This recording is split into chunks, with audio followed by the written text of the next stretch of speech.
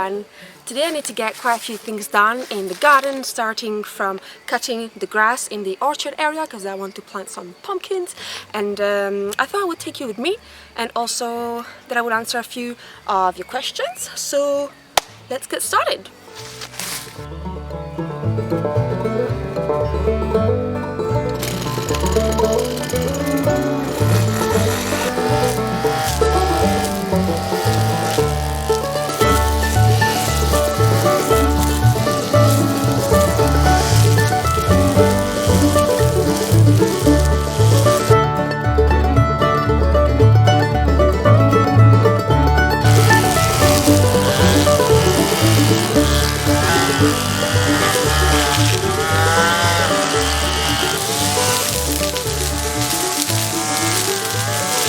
The first question I'm going to answer is, do you ever feel frightened, overwhelmed or incapable, and if so, how do you deal with it?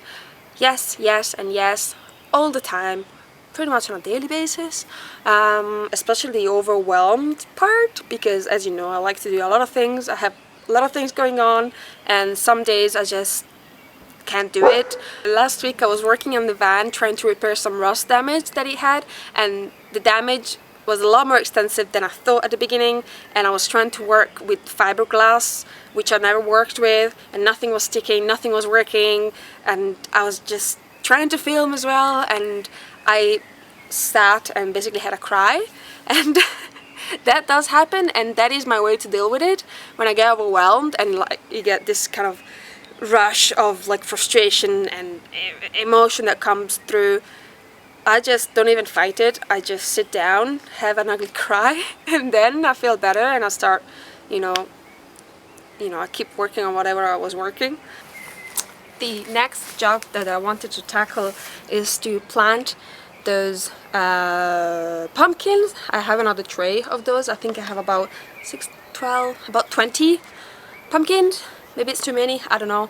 I sown this from seeds, so I'm quite proud of how they are looking, but I think now they need more space. And because they do need a lot of room to grow, I was thinking of planting them in the orchard, so in between the fruit trees. But to do that, I will need to create some holes, fill them with nice compost, and then put them in.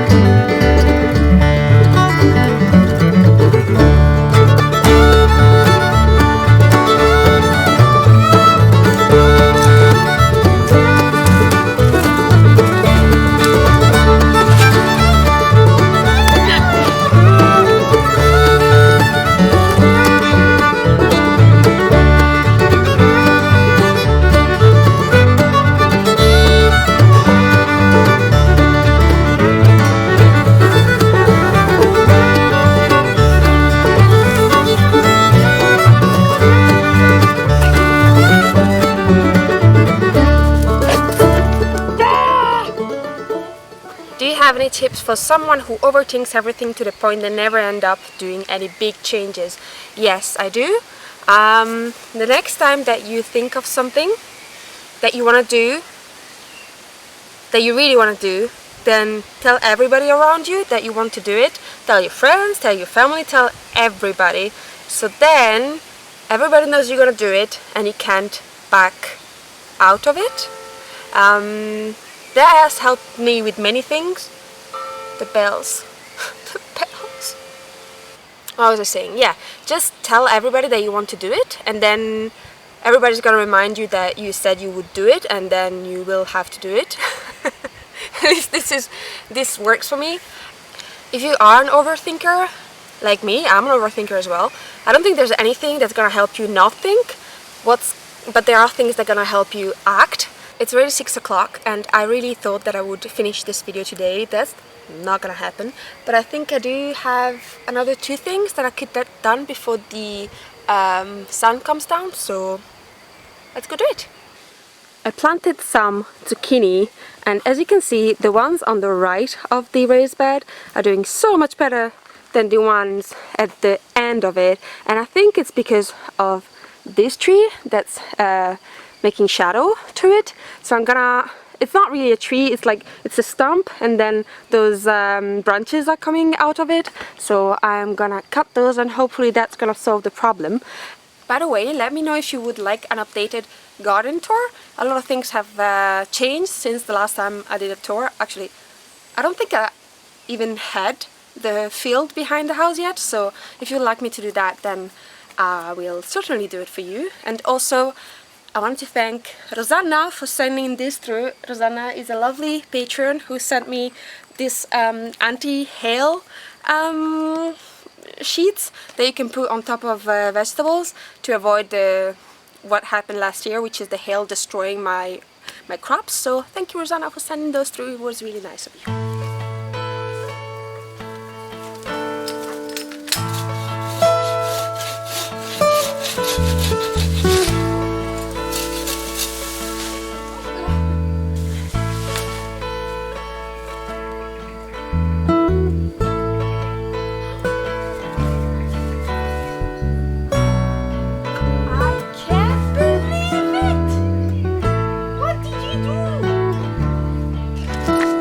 Get out!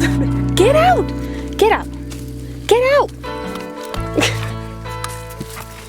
I just realized that Bilbo dug this. I'm really not happy about it because there was a really nice flower here and it's not there anymore. Come on! Come on! You little devil!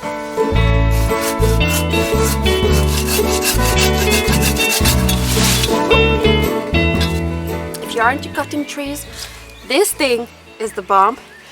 It's called a silky katana boy. I think it's a Japanese saw. My dad borrowed it to me. Actually, I had it for like a year, so I don't know if he's ever gonna get it back, but great to have. Super sharp.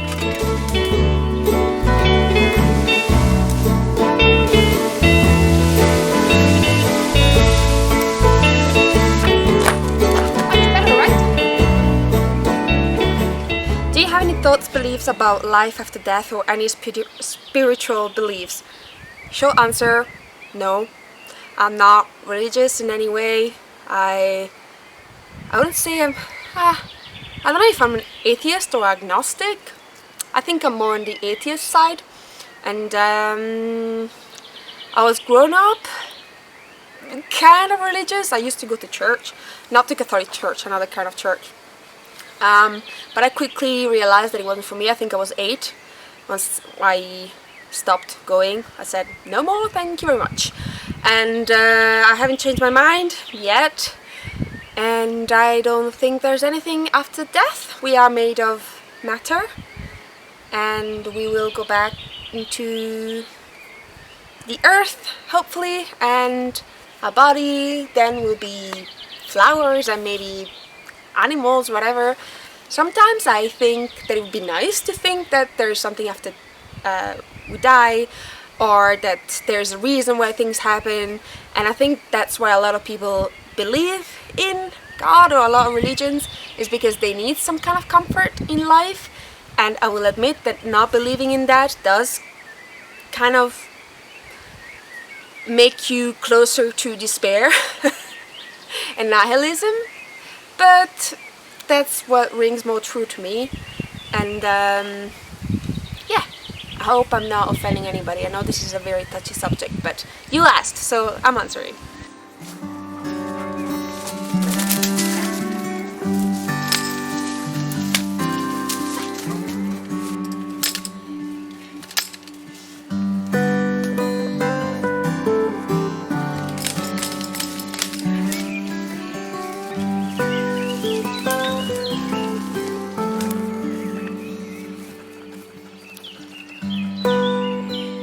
planted some mange-tout peas, and because last year they came out so delicious, and they are definitely in need of some support. So I went into the forest and got some little twigs that I can use so that I can climb on top of it. And Bilbo keeps on still, and then Bilbo. He's such a little rascal. Anyway, I'm gonna plant those, and then I'm gonna be done for the day, I think.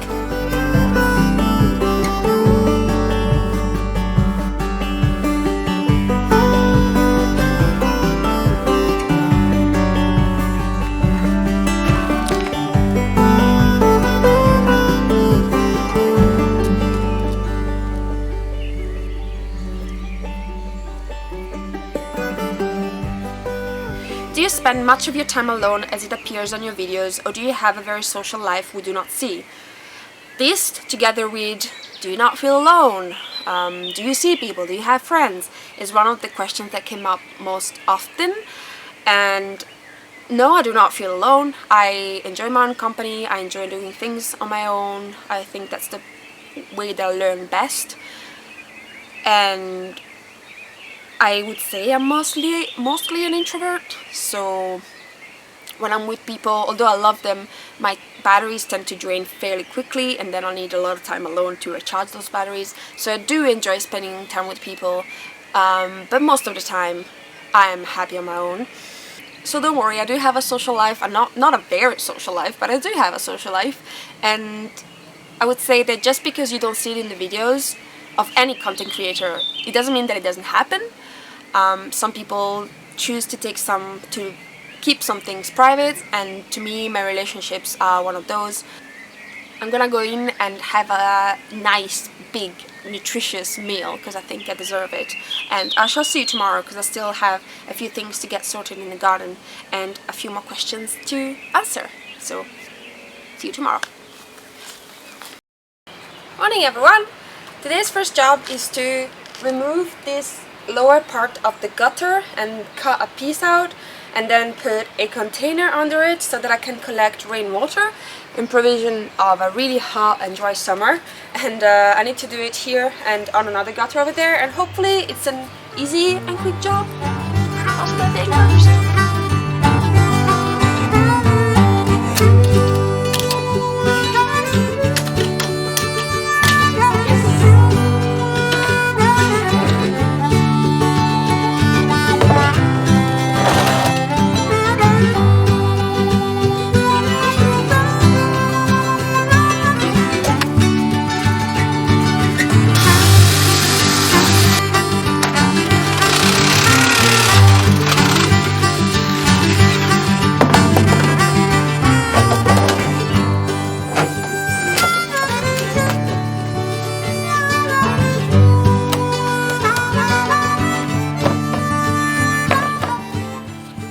One done, one to go.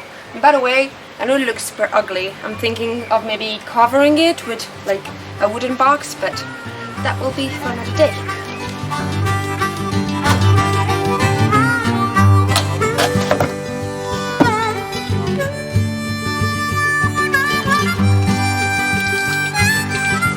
It feels so good to get those jobs that you've been procrastinating for so long. The containers in under the gutters were one of those, and there's another one that I need to get done. But before that, let's hear a quick word from the sponsor of today's video, Skillshare. Love Skillshare. Skillshare is an online learning community with thousands of online classes and members across 150 countries who come together to find inspiration and take the next step in their creative journey. I've been a fan of Skillshare for the past 2 years, and everybody around me knows about it, since not a day goes by where I don't mention it. Sorry! But are you into videography, creative writing, baking, or even dancing, there will be something for you on Skillshare. On the platform you can also find classes from your favorite YouTubers. There are Sorel Lamour, Nathaniel Drew, Benedict Banner, just to name a few. I'm currently taking the class Woodworking for Beginners, Source, Design and Sculpt with Confidence from Anne Briggs, one of my favorite YouTubers. Anne goes over every step of the process of carving a spoon, from the tools you need, how to choose the right piece of wood, to designing and refining your spoon. This class made me so excited that I think I'll need to go and pick up my carving tools as soon as I finish recording this. And this is exactly what Skillshare is for me, a go-to place where you can pick up a challenge, get inspired and get creative. The platform is ad-free, so you can stay in the zone while you're exploring new skills, and the entire catalogue is now available with subtitles in Spanish, French, Portuguese and German. The first 1,000 people to use the link will get 1 month free trial of Skillshare.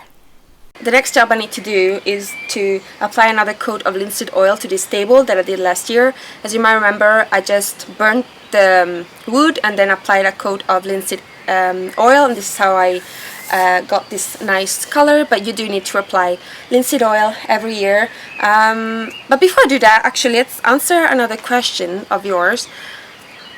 How do you deal with nosy or rude people on the internet? And do you feel in a safe environment when you expose a bit of your life on YouTube?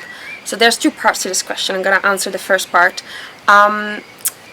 They say that you get used to bad comments, and you kind of do with the years. However, I would say that a rude or bad comment sticks to you like a dog poop sticks to your shoe, and although you might remove the poop, the stink will stay with you for a day or 2, and that's how I feel about rude comments. And for as much as I would like them to not affect me, I'm a human, and sometimes, especially if I'm having a bad day or maybe an insecure day, then they will stick to me. And I guess that is just part of the job. It's to be expected that sometimes people are just gonna leave blah, blah, blah, like they will just say what they want to say without thinking about the consequences that it might have on the person, and that is just part of social media, I guess, and you just gotta deal with it, although it's not always pleasant. And if somebody is just plain rude, I just block them. I honestly do not care. I would say my channel is not a democracy necessarily. I am the queen and I decide who comes in my space. And the second part, do I feel safe on YouTube, exposing myself on YouTube? The short answer is no. And you probably realized this in the last few years. At first, since I had a small group of people following me, it felt like a nice cocoon, and I felt like I could say more things and be more myself. And the more I grew, then I started censoring myself, because whatever I say, there's gonna be somebody that's upset, and so you start saying less about yourself or about what you really think. And I really admire people that talk about controversial topics or maybe ideas that are not mainstream, just because I know how much bad, awful comments they must get, and it takes a very tough person to be able to do that, and I'm not that tough. So my solution has been sharing more of what I do, and saying less about what I think, although sometimes I would like to say more, and that is also why I created Patreon, because I think that there it's like a safer environment where I know there's nobody that's there just to hurt me, and I can feel a little bit more free to say what I really think. And if somebody thinks not like me, then at least we can have a constructive conversation, which is, I mean, it's kind of sad in a way that you have to put a paywall to make sure that you have a safe environment, but it worked, and I keep putting my content in here on YouTube. It's just that, yeah, I need to take care of my mental health as well, and as I said, it goes with the job, so I'm not, complaining, but at the same time, some days it's a little bit too much, so I do try to protect my mental space and my environment, and that's why I'm also sharing maybe a little bit less about my personal life in here. And yeah, but great question. Anyway, let's get started on the table.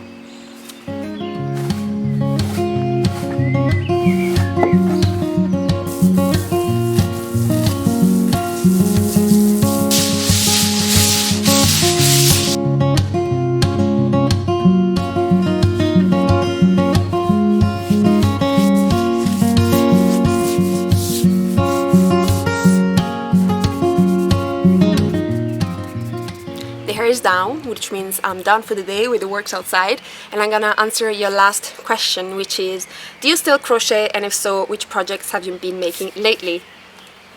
I'm so glad you asked.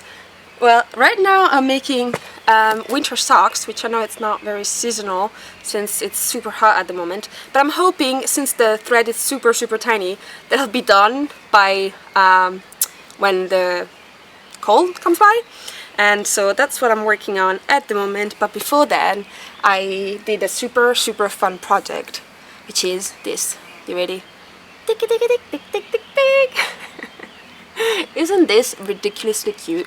I'm gonna show you that it actually has a different underwear on the bottom.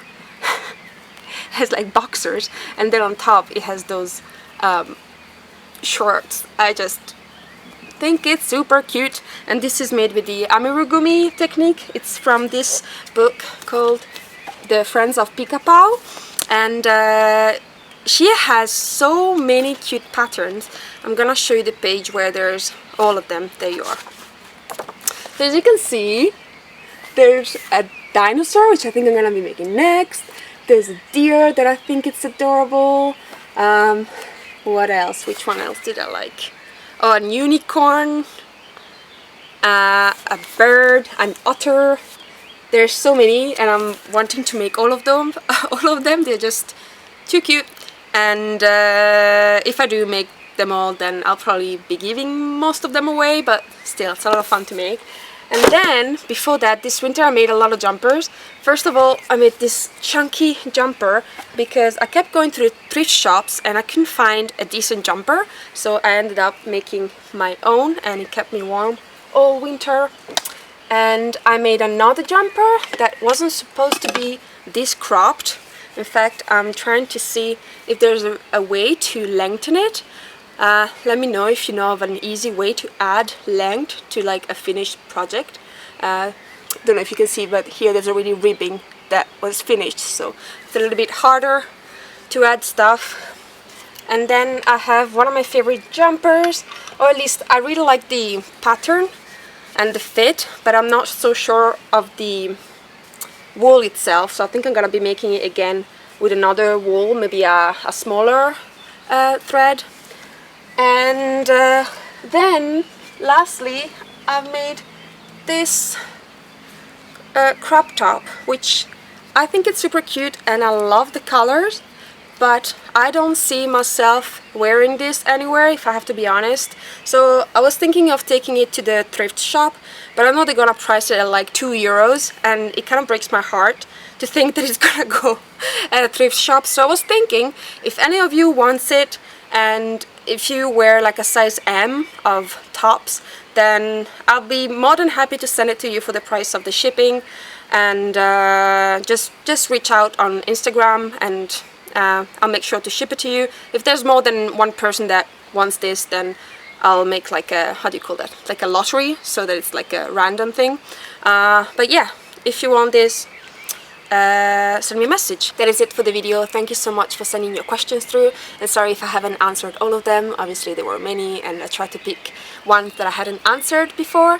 And thank you to Skillshare as well for sponsoring this video. If you haven't checked them out, then I would highly suggest having a look, and the links will be in the description bar as usual, and I will see you very soon. Bye!